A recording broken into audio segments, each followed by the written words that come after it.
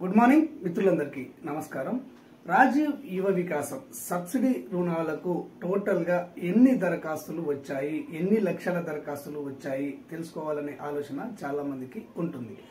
దీంతో పాటుగా ఇక్కడ ఏ కార్పొరేషన్ కు అంటే ఇక్కడ ఎస్సీ కార్పొరేషన్ కు, ఎస్టీ కార్పొరేషన్ కు, బీసీ కార్పొరేషన్ కు మరియు మైనార్టీ కార్పొరేషన్ కు, క్రిస్టియన్ మైనార్టీ కార్పొరేషన్ కు, ఈడబ్ల్యూఎస్ పరిధిలో ఏ కార్పొరేషన్ పరిధిలో ఎన్ని లక్షల దరఖాస్తులు వచ్చాయి అని తెలుసుకోవాలనే ఆలోచన కూడా కొంతమందికి ఉంటుంది.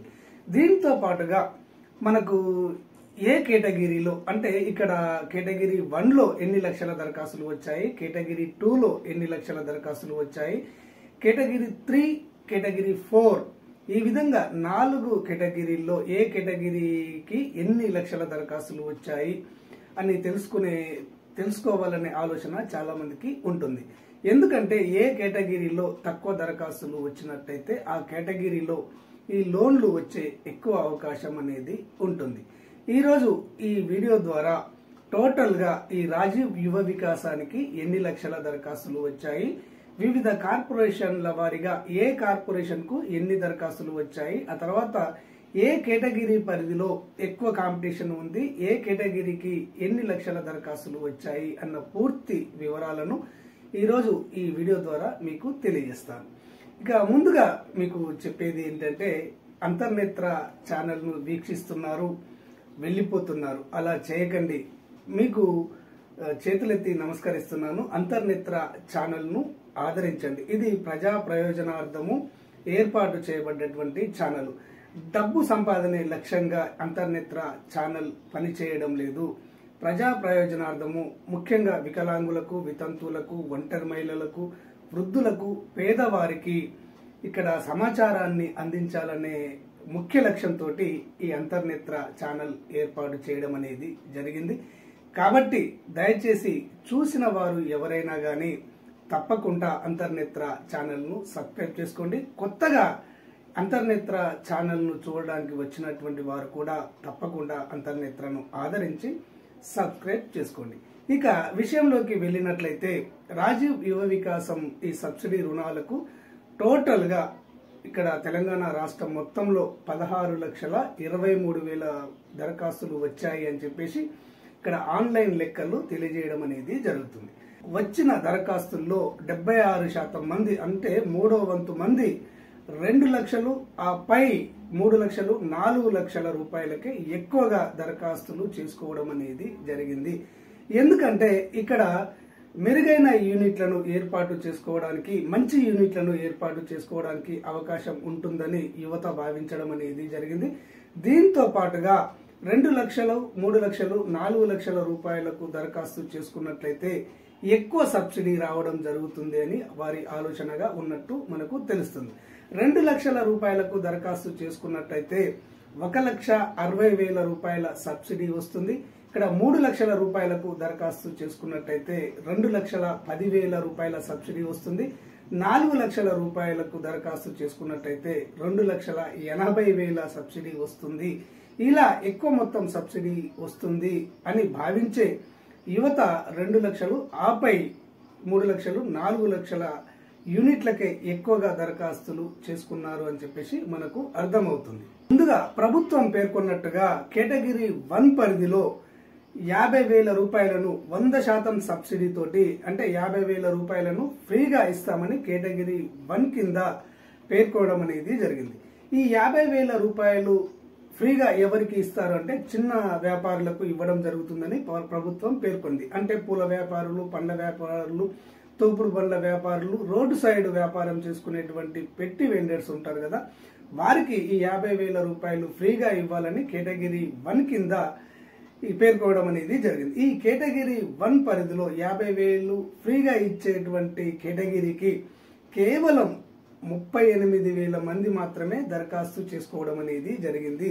దీనికి చాలా తక్కువ కాంపిటీషన్ అనేది ఉంటుంది. ఎవరైతే ఈ ఫ్రీగా వచ్చేటువంటి 50,000 రూపాయలకు దరఖాస్తు చేసుకున్నారో వీళ్లలో చాలా మందికి కూడా ఈ రుణాలు వచ్చే అవకాశం అనేది ఉంది. ఇక కేటగిరీ 2 పరిధిలోకి వచ్చే రుణాలకు కేటగిరీ 2 పరిధిలోకి 1,00,000 లోపు రుణాలు రావడం అనేది జరుగుతుంది. ఈ 1,00,000 లోపు రుణాలకు కేవలం 93,000 మంది మాత్రమే దరఖాస్తులు చేసుకోవడం అనేది జరిగింది. ఈ 1,00,000 లోపు రుణాలకు దరఖాస్తు చేసుకున్నటువంటి వారికి 90,000 మాఫీ కావడం అనేది జరుగుతుంది. 90,000 సబ్సిడీ రావడం అనేది జరుగుతుంది. ఈ కేటగిరీలో కూడా తక్కువ సంఖ్యలో దరఖాస్తులు వచ్చాయి కాబట్టి ఈ కేటగిరీలో దరఖాస్తు చేసుకున్నటువంటి వారికి ఈ రుణాలు వచ్చే అవకాశం అనేది ఎక్కువగా ఉంది అని చెప్పవచ్చు. ఇక తర్వాత మనకు కేటగిరీ 4 పరిధిలో అంటే 2 లక్షలు, ఆపై 3 లక్షలు, 4 లక్షల రుణాలకు టోటల్ దరఖాస్తులలో మొత్తంగా 83% పైగా అభ్యర్థులు అన్ని కార్పొరేషన్ల పరిధిలో దరఖాస్తు చేసుకోవడం అనేది జరిగింది. అంటే 2 లక్షలు, 3 లక్షలు, 4 లక్షల రుణాలకు ఎక్కువ సంఖ్యలో అభ్యర్థులు దరఖాస్తు చేసుకోవడం అనేది జరిగింది. ఈ పరిధిలో కొద్దిగా కాంపిటీషన్ అనేది టఫ్ గా ఉంటుంది. ఎక్కువ మంది దరఖాస్తు చేసుకున్నారు కాబట్టి ఇందులో అర్హులైనటువంటి వారికే ఈ రుణాలు వచ్చే అవకాశం అనేది మనకు కనిపిస్తుంది.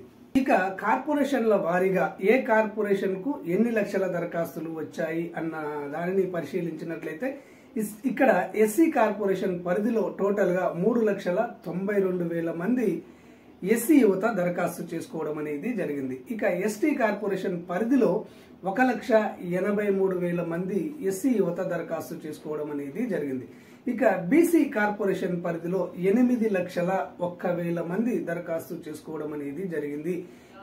ఈ బీసీ కార్పొరేషన్ పరిధిలో యువత ఎక్కువగా దరఖాస్తు చేసుకోవడం అనేది జరిగింది. ఇక మైనార్టీ కార్పొరేషన్ పరిధిలో ఇక్కడ 2,04,000 మంది దరఖాస్తు చేసుకోవడం అనేది జరిగింది. క్రిస్టియన్ మైనార్టీ కార్పొరేషన్ పరిధిలో కేవలం 4,000 మంది మాత్రమే దరఖాస్తు చేసుకోవడం అనేది జరిగింది. ఇక ఈడబ్ల్యూఎస్ ఎకనామికల్లీ వీకర్ సెక్షన్ పరిధిలో ఓసీలలో ఇక్కడ పేదవారి పరిధిలో కేవలం 37,000 మంది మాత్రమే దరఖాస్తు చేసుకోవడం అనేది జరిగింది. ఇక్కడ క్రిస్టియన్ మైనార్టీ కార్పొరేషన్ మరియు ఈడబ్ల్యూఎస్ పరిధిలో తక్కువ సంఖ్యలో అభ్యర్థులు దరఖాస్తు చేసుకున్నారు కాబట్టి ఈ పరిధిలో దరఖాస్తు చేసుకున్నటువంటి వారికి కూడా ఎక్కువగా రుణాలు వచ్చే అవకాశం అనేది ఉంది. ఇక మనకు Telangana finance minister and deputy CM అయినటువంటి బట్టి విక్రమార్క గారు ఒక 2 రోజుల క్రితము బ్యాంకర్లతోటి సమావేశాన్ని ఏర్పాటు చేయడం అనేది జరిగింది. ఈ బ్యాంకర్లకు ఒక సూచన అనేది ఆయన చేశారు. ఇక్కడ యువత చాలా సంవత్సరాల నుంచి ఈ సబ్సిడీ రుణాలు అందక స్వయం ఉపాధి కల్పించుకోలేకపోతున్నారు అని చెప్పేసి ఇప్పుడు కాంగ్రెస్ పార్టీ ఈ స్వయం ఉపాధి కోసము యువతకు 6,000 కోట్లను ఖర్చు చేస్తుందని బ్యాంకులు ఇక్కడ లింకేజీ కింద 1,600 కోట్లను ఇచ్చి యువతను ఆదుకొని స్వయం ఉపాధి వైపు నడిపించాలని ఆయన బ్యాంకర్లకు సూచించడం అనేది జరిగింది. అయితే ఈ సమావేశంలో ఆయన మరొక ముఖ్యమైనటువంటి ప్రకటనను కూడా చేయడం అనేది జరిగింది. ఇక్కడ ఈ సబ్సిడీ రుణాల కోసము సెలెక్ట్ అయినటువంటి వారికి సబ్సిడీ అనేది 2 విడతలుగా అందజేయడం జరుగుతుంది అని వారు తెలియజేశారు.